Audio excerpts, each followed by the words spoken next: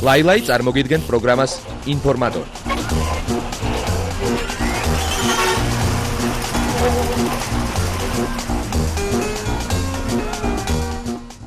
მოგესალმებით ყველას და როგორც ყოველთვის გთავაზობთ დღის განმავლობაში მოხდა მსოფლიო შოუ ბიზნესურ ამბებს. მოდით ჯერ ქართულ სიახლეებს გავასწრებთ, შემდეგ კი უცხოეთის ამბებიც გავიგოთ. ეთერშია ინფორმატორი ლაილაისთან ერთად.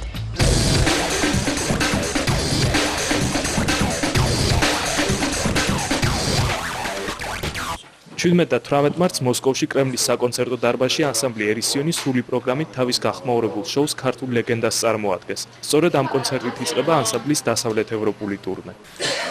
იქნება ძალიან ლამაზი, არ ვიცი, გრანდიოზული, ფეშენებელური, როგორც გინდა დავარქვათ, დეგუსტაცია.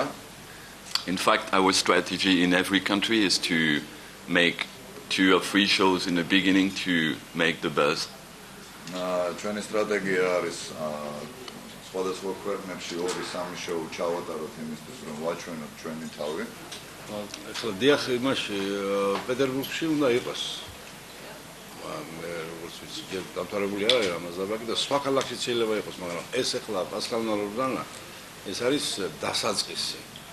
ხო? აი ამ დასაწყისს ახლა კიდე მოსდოს ის გაგრძელება, სადაც განაღდებულია ეს მარკეტინგის ამბავი მოგესალმებით მოსკოვი.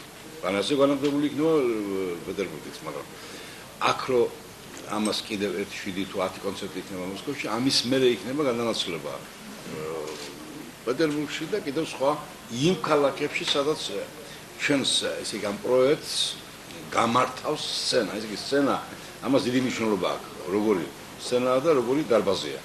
ნუ სულ ცოტა 3-4,000 კაციან დარბაზი ნაკლები თითქმის წამგებიანი.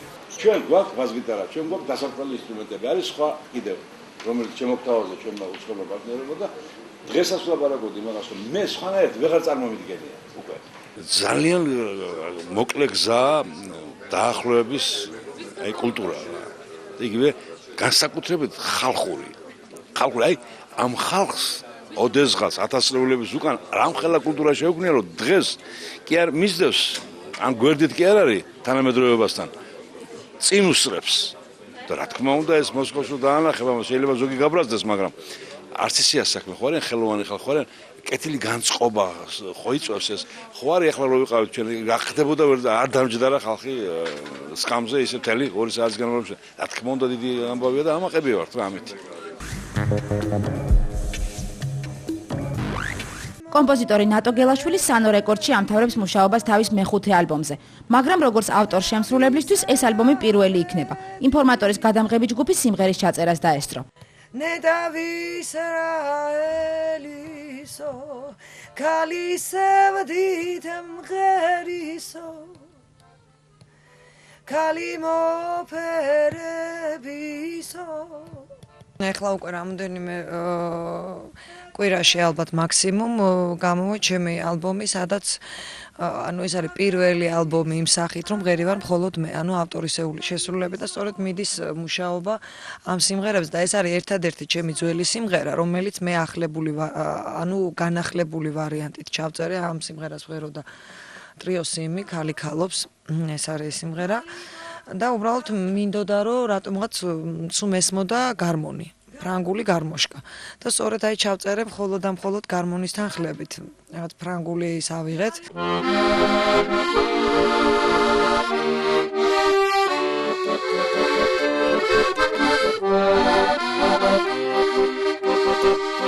მელოდიურობა მივეცით უფრო და რა ვიცი, რა გამოვა, არ ვიცი, მაგრამ რაღაცა მესმოდა, რატომღაც ამ ბოლო დროს აი ეს არანჟირებები ძალიან მღლის, დატვირთული.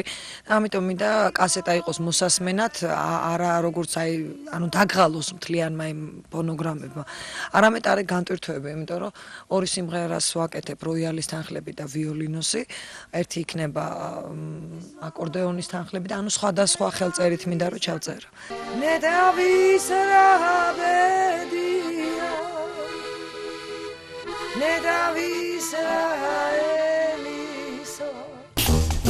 ლაილაი წარმოგიდგენთ პროგრამას ინფორმატორი.